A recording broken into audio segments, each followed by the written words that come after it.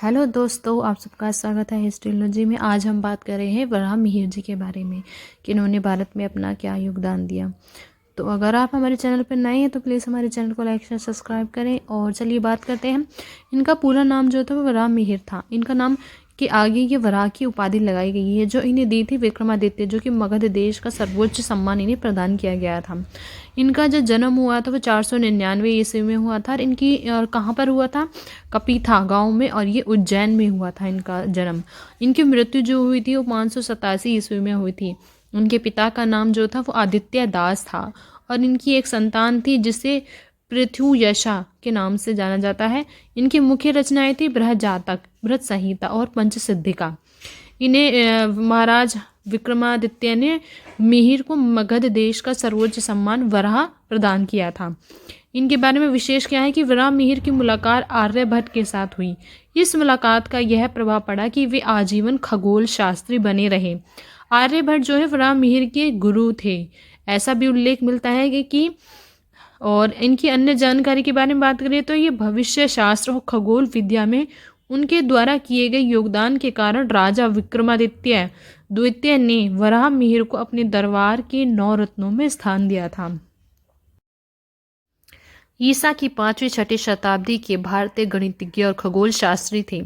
वराह मिहिर जी ने ही अपने पंच सिद्धांतिका नामक ग्रंथ में सबसे पहले बताया था कि अयनांश का मान 50.32 सेकंड के बराबर होता है। अयनांश होता है कि सूर्य के गति का एक विशेष भाग। कापित है उज्जैन में उनके द्वारा विकसित गणितज्ञ विज्ञान का गुरुकुल 700 वर्षों तक अद्वितीय रहा। वराह मिहिर बचपन से ही अत्यंत मेधावी और तेजस्वी थे। अपने पिता आदित्य दास से परंपरागत गणित एवं ज्योतिष सीखकर इन क्षेत्रों का व्यापक शोध किया था। और समय मापक, घट यंत्र और इंद्रप्रस्थ में लौह स्तंभ के निर्माण और ईरान के शहंशाह नौशेर खां के आमंत्रण पर जंदीशाहपुर नामक स्थान पर वैधशाला की उन्होंने स्थापना की।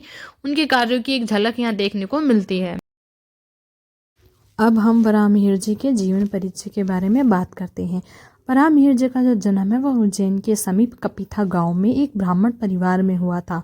उनके पिता आदित्यदास सूर्य के उपासक थे। उन्होंने मिहिर को उनका नाम मिहिर इसलिए रखा क्योंकि उसका अर्थ ही सूर्य होता है, और उन्हें भविष्य शास्त्र पढ़ाया था। मिहिर ने राजा विक्रमादित्य के पुत्र की मृत्यु 18 वर्ष की आयु में होगी, यह भविष्यवाणी की थी। हर प्रकार की सावधानी रखने के बाद भी मिहिर द्वारा बताए गए दिन को ही राजकुमार की मृत्यु हो गई। राजा ने मिहिर को बुलाकर कहा, मैं हारा, आप जीते। मिहिर ने निम्रता से उत्तर दिया, महाराज वास्तव में मैं तो नहीं, खगोल शास्त्र के भविष्य शास्त्र का विज्ञान जीता है। महाराज ने मिहिर को मगध देश का सर्वोच्च सम्मान वराह प्रदान किया और उसी दिन से मिहिर वराह मिहिर के नाम से जाने जाने लगे। भविष्य शास्त्र और खगोल विद्या में उनके द्वारा किए गए योगदान के कारण राजा विक्रमादित्य ने वराह मिहिर को अपने दरबार के 9 रत्नों में स्थान दिया। वराह मिहिर की मुलाकात आर्यभट्ट के साथ हुई। इस मुलाकात का यह प्रभाव पड़ा कि वे आजीवन खगोल शास्त्री बने रहे। आर्यभट्ट वराह मिहिर के गुरु थे और ऐसा भी उल्लेख मिलता है कि आर्यभट्ट की तरह वराह मिहिर का भी कहना था कि पृथ्वी गोल है। विज्ञान के इतिहास में वह पहले व्यक्ति थे जिन्होंने बताया कि सभी वस्तुओं का पृथ्वी की ओर आकर्षित होना अज्ञात बल का आभारी है। सदियों बाद न्यूटन ने इस अज्ञात बल को गुरुत्वाकर्षण बल का नाम दिया।